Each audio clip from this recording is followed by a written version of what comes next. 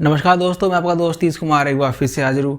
दोस्तों आज की वीडियो में हम बैलेंस शीट को पढ़ना सीखेंगे और दोस्तों ये तरीका इतना सरल होगा कि देखिए कोई बच्चा भी आसानी से समझ लेगा। इसे मैं आपको बिल्कुल बच्चों की लैंग्वेज में समझाने की पूरी कोशिश करूँगा।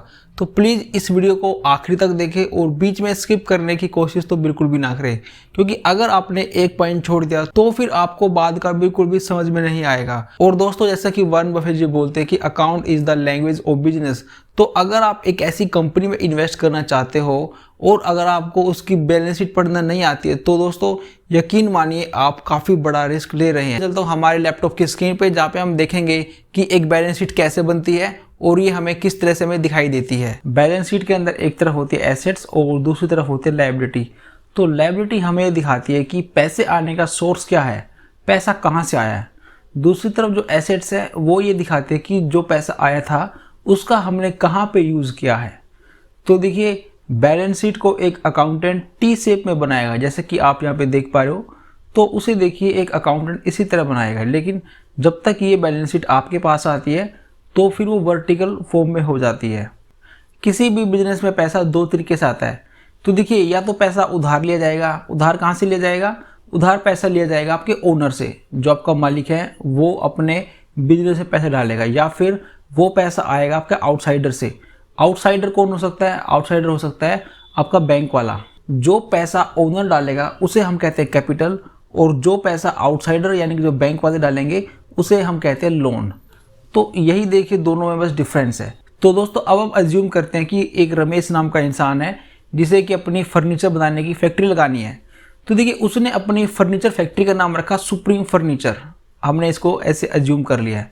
तो यहाँ पर देखिए हम रमेश को अलग रखेंगे, सुप्रीम फर्नीचर को अलग रखेंगे। तो देखिए जो सुप्रीम फर्नीचर है वो जाती है किसी बैंक के पास, तो बैंक से बोलती है कि आप हमें लोन दे दीजिए। तो आप अज्यूम करिए कि एक बैंक वाला सुप्रीम फर्नीचर से क्या क्या सवाल पूछेगा। वो उससे पूछ सकता है कि आप हमारे पैसे का क्या करोगे, कहाँ पे लगाओगे, और जब आप कमाओगे तो आप हमें कितना दोगे।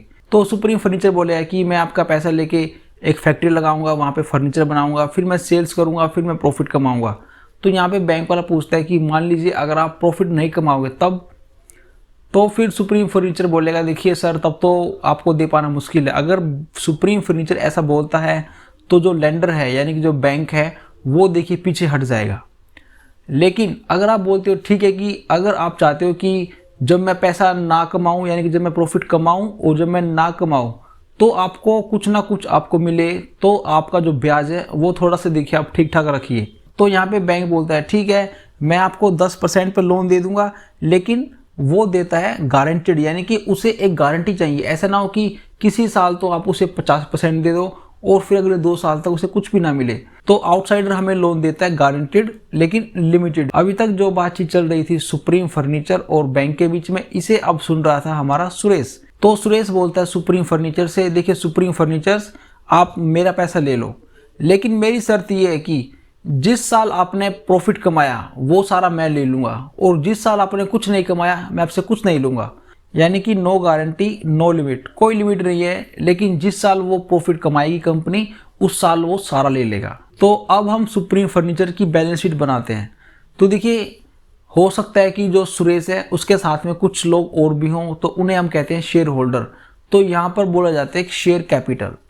तो मान लीजिए कि जो कैपिटल है यहाँ पर उन्होंने इसमें डाली 400 करोड़, और जो आउटसाइडर है यानी जो बैंक है उसने उसे लोन दिया 10% पे कुछ 600 करोड़ का। अभी इनके पास टोटल हो गए 1000 करोड़। अब मान लीजिए 1000 करोड़ को लेकर सुरेश ने अपनी जो फैक्ट्री लगाई थी, अपनी जो कंपनी लगाई थी, उसने देखिए कुछ 3000 करोड़ की सेल्स कर दी। हम ये अज्यूम कर लेते हैं कि उसने देखिए 3000 करोड़ की सेल्स की, फर्नीचर बना के उसने बेच दिया। अब देखिए क्योंकि 3000 करोड़ रुपए अब जो आ चुके हैं यानी कि जो सेल्स हो चुकी है, तो अब उस 3000 करोड़ को हम कैसे डिस्ट्रीब्यूट करेंगे अब, क्योंकि देखिए अब उस 3000 करोड़ पे कौन कौन अपना दावा ठोकेगा कि ये पैसा मेरा है, ये पैसा मेरा है। तो देखिए कौन कौन इसको देखिए क्लेम करने के लिए आ सकते हैं। तो देखिए सबसे पहले होगा ऑपरेटिंग एक्सपेंसेस। ऑपरेटिंग एक्सपेंसेस का मतलब है देखिए वर्कर की सैलरी होगी, आने जाने का खर्चा होगा, ओवरहेड एक्सपेंसेस होंगे, बिजली का खर्चा होगा, अगर आपने ज़मीन किराए पे लिए तो उसका देखिए खर्चा होगा। तो इन सब को खर्चे को हम बोलते हैं ऑपरेटिंग एक्सपेंसेस। उसके बाद कौन हमसे पैसा मांग सकता है, तो उसके बाद फिर नंबर आता है देखिए शेयर होल्डर का, क्योंकि देखिए यहाँ पे सुरेश ने भी अपना यहाँ पे पैसा लगाया हुआ है। इसके बाद देखिए कौन हो सकता है, इसके बाद होगा हमारा लैंडर, यानी कि जो बैंक जिसने हमें शुरुआत में पैसा दिया था वो बैंक, तो वो भी देखिए बोले कि ये पैसा मेरा है। इसके बाद कौन होगा, इसके बाद होगी हमारी गवर्नमेंट। देखिए गवर्नमेंट की भी हमारे ऊपर नज़र है कि आप हमें टैक्स दो। तो इन चारों में से देखिए हमें पैसा किस किस को हम कैसे कैसे बांटेंगे, अब हम उसको देखते हैं। तो देखिए सबसे पहले पैसे हम देंगे हमारे ऑपरेटिंग एक्सपेंसेस, यानी कि हमारे जो वर्कर की सैलरी है, जो हमारे बिजली का बिल है, या फिर जो हमारा लैंडलॉर्ड है, पहले हम उसको पैसे देंगे। तो यानी कि पहले हम यहाँ से माइनस करेंगे ऑपरेटिंग एक्सपेंसेस, वो हमने माना कि 1600 करोड़ कुछ हमारा हो गया। तो अब हमारे पास बच जाता है ऑपरेटिंग प्रॉफिट, सेल्स माइनस के operating expenses is equal to operating profit, या फिर इसे हम बोल सकते हैं पीबीआईटी, यानी कि profit before interest and taxes, या फिर इसे हम बोल सकते हैं EBIT, earning before interest and taxes. तो अब हमारे पास कितना बचता है, हमारे पास बचता है कुछ 1400 करोड़ रुपए। अब देखिए ऑपरेटिंग एक्सपेंसेस निकल चुके हैं, अब बचा हमारा शेयर होल्डर, अब बचा हमारा लेंडर, अब हमारी बची गवर्नमेंट। तो अब हम इन तीनों में से पहले पैसे किसको देंगे, तो अब नंबर आएगा हमारे लेंडर्स का। तो देखिए बैंक बोलता भैया देखो बहुत हुआ, अब आप मुझे पैसा दो। तो अब हम देंगे यहाँ पे इंटरेस्ट। तो देखिए यहाँ पर हमने बैंक से कितना लोन लिया था, हमने बैंक से लोन लिया था कुछ 600 करोड़ 10% पे, तो वो बनता है कुछ 60 करोड़। तो हमने यहाँ से उसको भी माइनस कर दिया। तो अब हमारे पास बचता है यहाँ पे पीबीटी, यानी कि पीबीआईटी में से हम आई दे चुके हैं, आई फॉर इंटरेस्ट हम दे चुके हैं। तो अब हमारे पास बचा पीबीटी, वो हमारे पास बचता है कुछ 1340 करोड़ रुपए। तो अब बचा कौन, अब बचा हमारे गवर्नमेंट और हमारा शेयर होल्डर। तो अब नंबर आएगा हमारे सरकार का। तो सरकार को हम क्या देंगे, सरकार को देंगे हम टैक्स।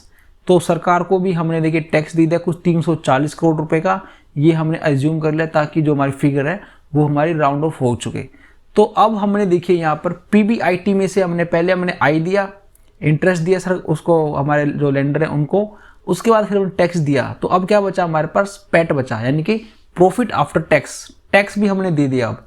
तो वो बचता कुछ हमारे पास 1000 करोड़ रुपए। अब नंबर आता है हमारे शेयर होल्डर्स का। तो अब इस चीज़ को देख रहा है हमारा रमेश। अब रमेश बोलता है देखो सुप्रीम फर्नीचर्स, आपने मुझे बोला था कि जब प्रॉफिट होगा तो सारा मैं लेके जाऊंगा। तो अब देखिए जब पैसा देने का समय आया तो जो सुप्रीम फर्नीचर्स है वो बोलता है देखिए रमेश आपने हमें कितना दिया था, आपने हमें दिया था 400 करोड़ रुपए, और अगर आप इस पैसे को बैंक में डालते, एफडी कराते, तो आपको कितना मिलता है, 4 से 5%। यहाँ पे तो आपका पैसा डबल हो गया है, 2.5 गुना हो गया है। तो इतना तो देखिए देना नहीं बनता, क्योंकि अभी आगे हमें अपने आप को एक्सपेंड करना है, हमें कैपेक्स करना है, हमें आगे अभी ग्रो करना है। तो अगर आप ये सारा पैसा ले जाओगे तो कैसे काम चलेगा। तो इस पर रमेश बोलता है ठीक है तो आप मुझे कितना दोगे, 40% दे दो, 50% दे दो। तो यहाँ पे जो हमारा सुप्रीम फर्नीचर है वो बोलता है ठीक है मैं आपको 50% दे देता हूँ, लेकिन 50% किसका, 1000 करोड़ का नहीं, जो उसने लगाया था 400 करोड़ रुपए उसका। तो 400 करोड़ का 50% बनता हमारा 200 करोड़। तो वो हमारा माना जाएगा डिविडेंड, यानी कि लाभांश, हिंदी में डिविडेंड को लाभांश बोलते हैं। तो यहाँ से हमने उसको डिविडेंड के रूप में दिया 200 करोड़ रुपए, हमने अपने शेयर होल्डर को बांट दिया। इसके बाद अब कितना पैसा बचा, 800 करोड़ रुपए। तो अब क्या ये जो 800 करोड़ है क्या वो रमेश का नहीं है, ये जो 800 करोड़ है दोस्तों, ये 800 करोड़ भी रमेश का ही है, क्योंकि ये सारा प्रॉफिट उस शेयर होल्डर का ही था जिसने शुरू में पैसा दिया था। तो इस 800 करोड़ को हम दिखाएंगे रिजर्व के अंदर।